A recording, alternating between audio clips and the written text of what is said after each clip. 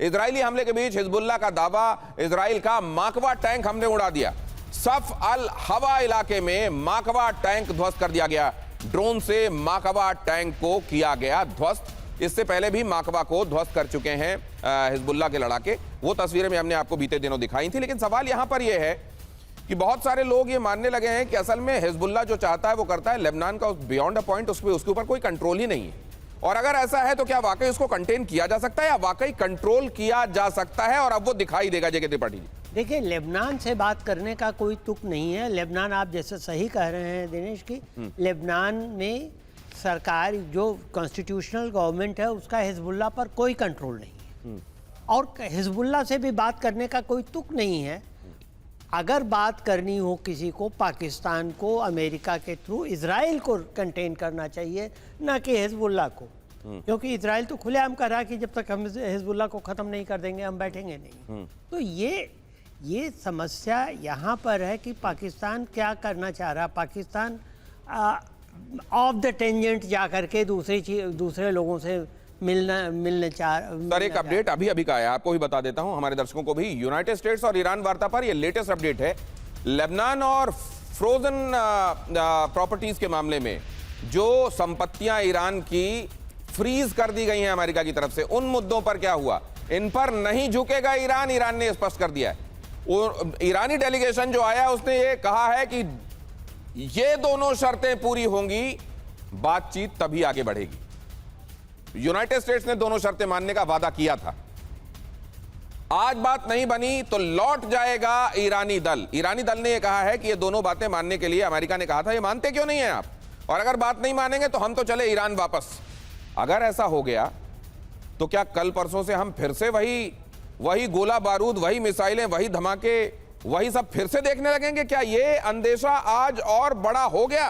कार्तिकेय काले सर, बिल्कुल हो गया, इसमें कोई शक ही नहीं था। देखिए, मैं पहले भी बोल रहा था कि ये जो आप एक नहीं सर, मैं एक लेमैन ये समझना चाहता है कि दोनों पक्ष इस समय थके हुए हैं, युद्ध दोनों में से कोई नहीं चाहता। क्या कोई ना कोई बहाना बनाकर इस बातचीत में नहीं तो अगली बातचीत में होगा, तब तक सीज फायर एक्सटेंड किया जाता है, ऐसा कुछ होगा या अब यहां से फायर खुल जाएगा? देखिए, सबसे पहले तो दिनेश जी, अमेरिका इस युद्ध से थका नहीं है। इट इज जस्ट कि डोमेस्टिकली, इंटरनली यूनाइटेड स्टेट्स के ऊपर एक प्रेशर है। यूनाइटेड स्टेट्स जो सुपर पावर है वो किसी युद्ध से थकता नहीं है। उनका जो इस समय जो उनकी पूरी मिलिट्री माइट है उसका केवल 20% या 25% ही यूज हुआ है। 75% मिलिट्री माइट वो लेके अभी भी बैठे हुए हैं। तो ऐसा नहीं है कि वो थका है। ईरान जरूर इस युद्ध से परेशान है और बहुत बुरी तरह से ध्वस्त हुआ है, जिसकी हम बातचीत कभी कर नहीं रहे हैं। वो एक इकोनॉमिक जो है बहुत ही बुरी पॉइंट की तरफ जा रहा है धीरे धीरे। यदि उसकी कंडीशन नहीं संभली तो बहुत बुरा हो सकता है ईरान के साथ कुछ ही समय में। तो वो बात अलग है।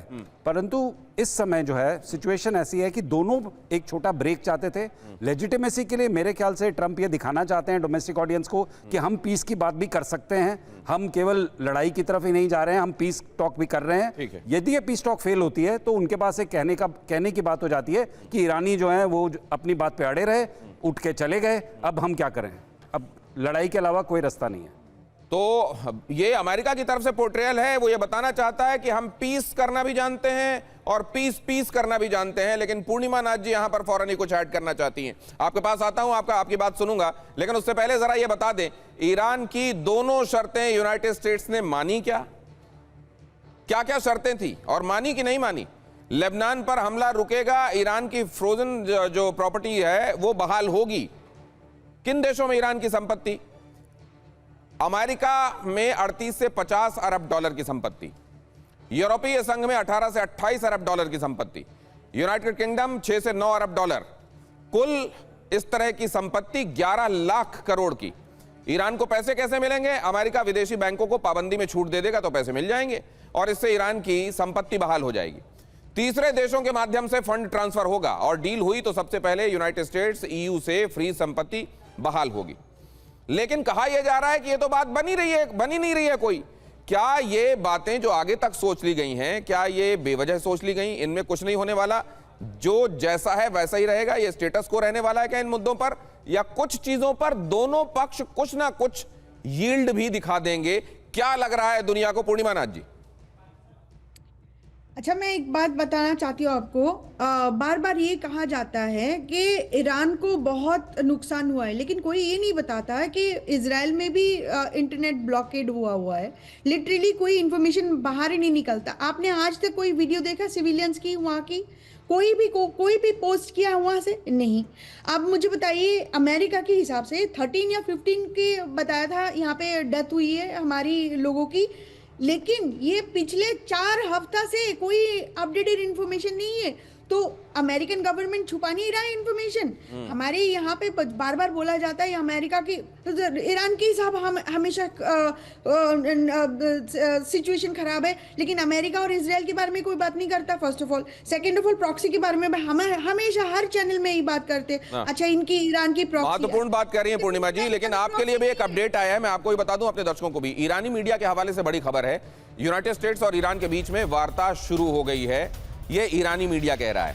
पाकिस्तान की मौजूदगी में बातचीत शुरू हो गई है, ये ईरान का मीडिया कह रहा है। तो एक तरफ तो हमको ये सुनने को मिल रहा है कि ईरान ये कह रहा है कि जब तक ये 2 बातें पूरी नहीं होंगी तब तक हम आगे कैसे बढ़ें। ईरान का मीडिया वहां पर रिपोर्ट कर रहा है कि नहीं, बातचीत शुरू हो गई है। ये इन बातों को समग्रता में कैसे, बड़ा घनघोर कंफ्यूजन है सर। पहले तो हम ये सुनते हैं कि दोनों बातें मान ली गई हैं, फिर आ रहा है कि दोनों बातें नहीं मानी गई हैं, फिर आ रहा है कि उसके बावजूद बातचीत चल रही है। ईरान का मीडिया खुद बता रहा है कि बातचीत चल रही है। क्या है जेके त्रिपाठी सर? और ईरान का डेलीगेशन कह रहा था कि जब तक हमारी शर्तें नहीं मानी जाएंगी हम बातचीत नहीं करेंगे। तो क्या है ये बहुत कंफ्यूजिंग सिचुएशन है। और इसमें मेरे ख्याल से अभी वेट एंड वॉच करना पड़ेगा। शायद 3-4 घंटे बाद कुछ थोड़ा सा पता लगे कि सही बात क्या है, कहाँ पर ये मामला अटका है। ट्रंप ऐसी ही सिचुएशन चाहते हैं क्या सर? दुनिया के सामने एक ऐसी सिचुएशन जिसमें पता ही ना चले कि सिरे किधर हैं, सिरा ही तलाशते रह जाएं आप।